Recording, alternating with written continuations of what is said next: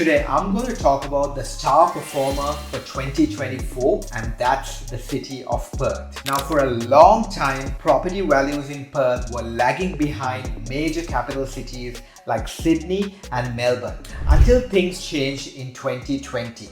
In 2020, the Perth property market recovered, and over the last few years, property prices in Perth have been accelerating at a pace that has been outperforming all the other capital cities in Australia. In this video, I'm going to talk about what's happening in the Perth property market right now, some things you need to be aware of as an investor, and finally, whether or not it would make sense investing in Perth right now. Hi, my name is Jathu. I'm a buyer's agent for property investors, and I buy properties all around the country using a data-driven approach. So if you want to work with me, go to my website propertyframeworkbuyersagency.com.au and book a session with me there. Now, looking at this Perth property market, from this graph, we're seeing that Perth property prices were at a high in 2014. And then over the next 5 years, prices dropped when the mining industry was not doing too well. Since 2020, there has been a recovery and prices have been moving upwards in Perth. Now, the boom in Perth, which happened in 2020-2021, was mainly because of its excellent affordability, its improving economy, more jobs being created in that economy, and strong interstate migration trends. So as of now, the median property price in Perth is $720,000 and the median rent is $650 per week. Now, if you look at this graph here, the Perth sales market,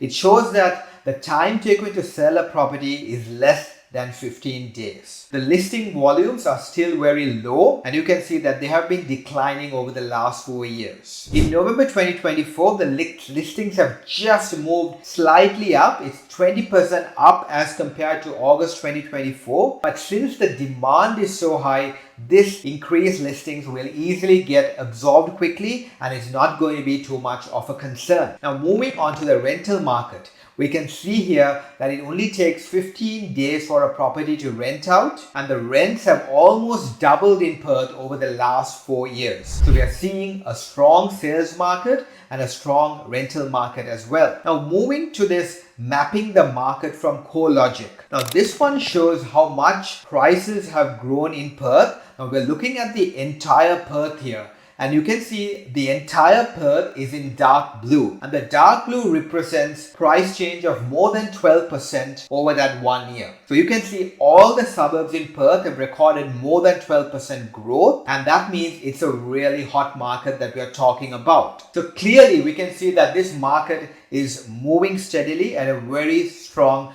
pace. Now, I just want to talk about some of these suburbs and areas in Perth which are under 800,000. We're talking about areas like Armadale, Kwinana, Mandurah, even Rockingham to some extent. So back in 2020, you could buy a house with a big block of land for around 200,000 or even 150,000, right?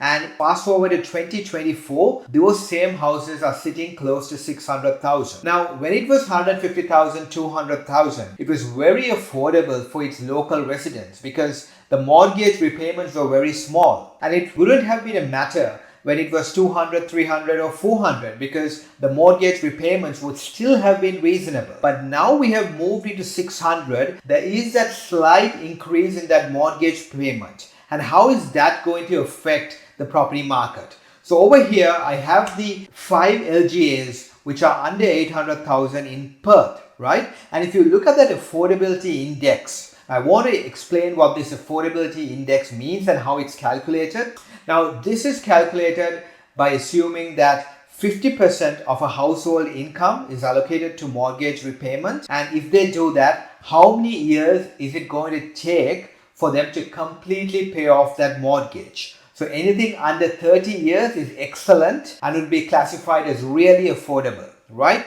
But if you look at these areas like Armadale, 42 years, Kwinana, 40 years, Gosnell's 38 years. So you're starting to see that affordability is starting to get stretched because prices have increased a bit too much. So that's something that I would keep a close eye on. The next thing is the building approvals. Now, with the property price increase over the last year, building approvals have been slightly trending upwards. So you can see that in 2023-2024, the building approvals have increased in the city of Kwinana, and similarly with the city of Swan in 2023-2024, there has been that uptick in that building approval trends. Now, I would be keeping a close eye on this, because if this continues, there might be an oversupply of properties coming onto the market in the next 1 or 2 years. So that's something that I would keep a close eye on. Now, moving on to the next one, which shows the investor activity in Perth.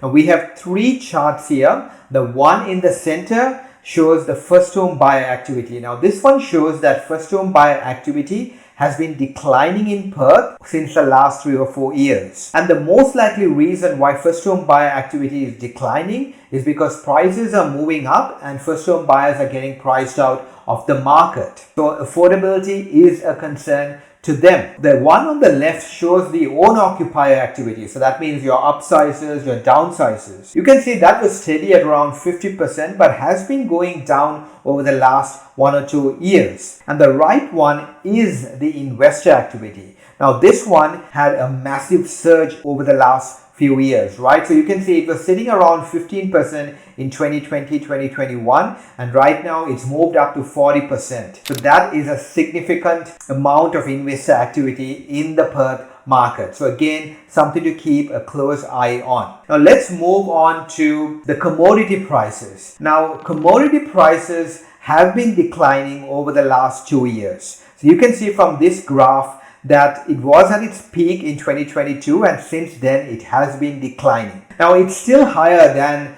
the peak it reached in 2010-2014. So there is not too much concern. Unemployment rates are still very good in Perth. The economy is still very strong. So there is no worry right now at the moment in Perth. But if this trend continues and drops further, then we'll have to see whether this will affect the Perth property market or not. So again, something to keep an eye on. So I've covered a few topics with you. Like, to me, the major concerns would be the affordability. Like, even though it's not a big worry right now, I think that might hamper price growth moving forward. And the next thing is the increasing activity of the investors in the Perth property market. So that is worrying, and I don't see investors stopping anytime soon. With looking how things are in Perth, investors will continue to go into Perth, and that percentage will rise above 40, and that is actually a concern. Okay, so those are the 2 things that I would be very concerned of getting into the Perth property market. Now, this is not me saying that Perth property is going to go through a correction, prices are going to drop, you shouldn't buy in Perth. No, I'm not saying that at all. If you bought property in Perth this year, they will still go through property price growth over the next 1 to 2 years. And looking at the on-the-ground signs, we're not seeing any signs of market slowdown. The heat is still on the market, and we don't see anything on the data showing that listings are increasing, days on market are increasing, vacancy rates are increasing to a concerning level. So none of those signals are showing up in Perth. So you can still buy in Perth, but just be aware of those things that I highlighted earlier. So I hope you found this video useful, guys. If you found the content useful, please like and subscribe to my channel, and I will see you in my next video.